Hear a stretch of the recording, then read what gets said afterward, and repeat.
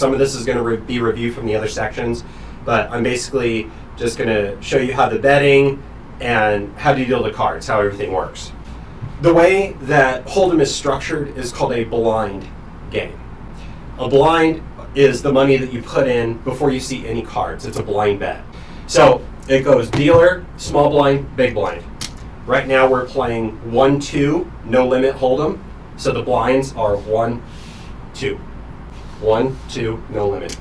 If you're playing 2-5 or 5-10, they would have to bet more pre-flop. In no limit Hold'em, you can bet whatever you want. There's no max, but there's two things you got to worry about. Okay, number one, the minimum bet is equal to the big blind. So if someone tries to bet $1 on a 1-2 table, you cannot do that because the big blind is $2, so they have to bet at least $2. Another thing too, let's say that we have a raise here. We've got small blind, big blind, action starts here, and he raises to $10. There's no max, so you can bet whatever you want, right? But there is a minimum bet. You raise here from $2 to $10. So if this person bets 10, you can't come out and be like, okay, $11. And the next person's like, okay, $12. And the next person's like, okay, $13, right? They would just keep nickeling and diming each other, and the hand would never end.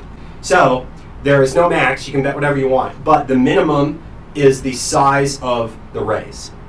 I'll say that again. The minimum is the size of the raise. So in this situation, what would the minimum bet be? Let's go over this.